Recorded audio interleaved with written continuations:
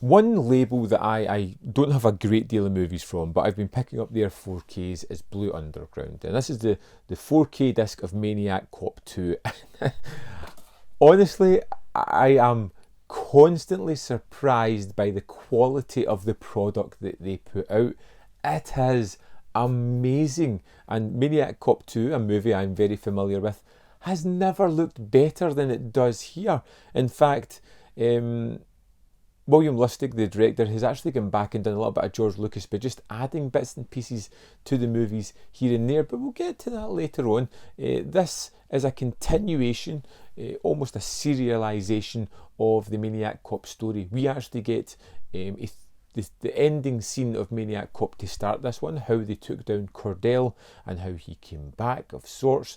And we get thrown into our character of Bruce Campbell, who has survived this terrific ordeal in the first one.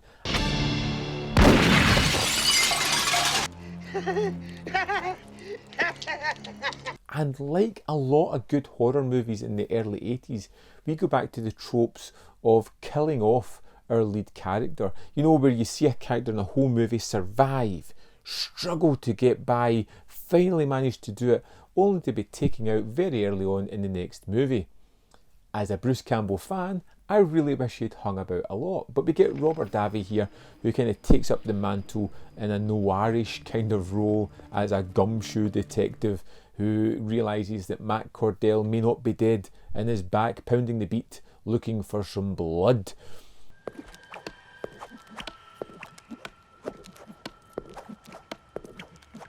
But this one takes some really wacky differences that I really love and enjoy. It's more violent and bloody this time around. There are bigger, brasher action set pieces, whether it be the assault on the police station.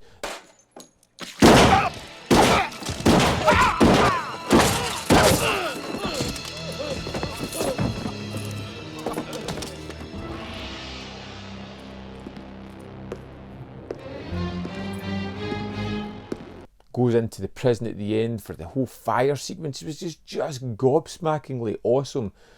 But we get some really fun additions to the story as well. You get Leo Rossi as the Times Square killer, a serial killer who is picking off strippers, and he is exceptional in the role. These are my girls. They ain't gonna dance in front of nobody no more. Now they're Turkel's girls.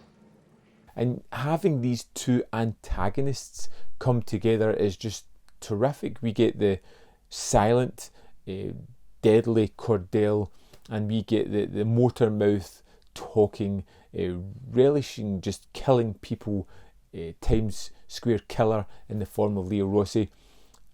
And it's just such a wonderful partnership that shouldn't work. These two people that have come together for their connection and enjoyment of serial killing.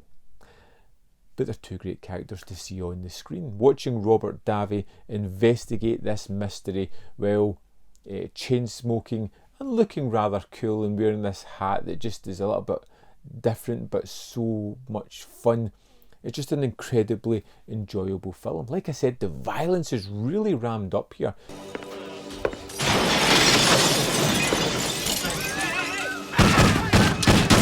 Got more of a budget, got more creative freedom, and they just go for it with the bigger action set pieces, but with the more blood and gore than you would expect.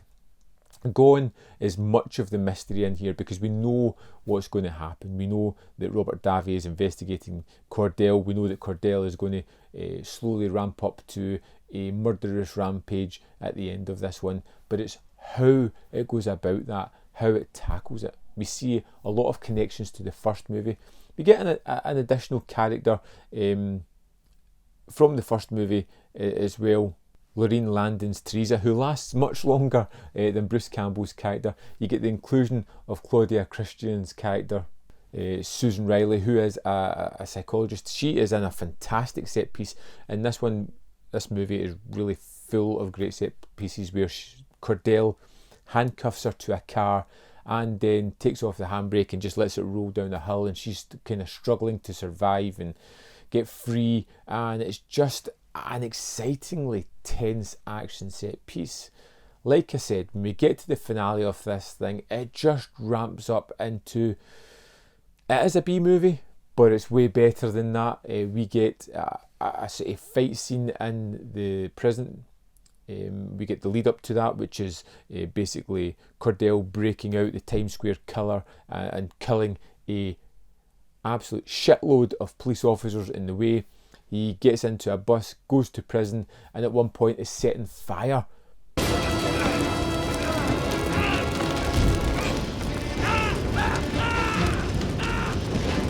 And for the rest of the sequence, Cordell is stomping about this prison, just soaked, drenched in flames, taking out other prisoners in a jaw-dropping finale that, even though I knew it was coming, it just looked terrific. And there's been an addition of some flames to Cordell here, digital ones, and to be honest, they look pretty great in this one.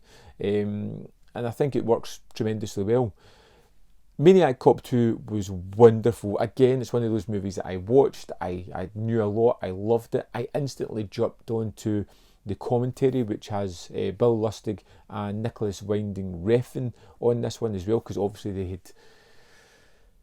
were planning to do a 10-part TV show remake of Maniac Cop, which just sounds utterly crazy and I hope comes to fruition. But my favourite of the Maniac Cop trilogy on 4K just looks jaw-droppingly stunning. Wow, what a release. If you're a fan of this movie, you've got to pick up this. It's just a fantastic copy. I'd love to know your thoughts on the Maniac Cop trilogy, particularly the second one, because I feel it's the best of the lot. Let me know your thoughts in the comment box below. As always, there's more content up here. You can check out more of my stuff. If you have a brief second, hit that like button, because it does all kinds of wonderful, wacky things. And if you have a spare bit of change you want to throw my way, you can join the membership program or the Patreon program for as little as 99p a month, which is just amazing and really will help this channel grow. Thanks for watching, and I'll see you next time on Man v Film.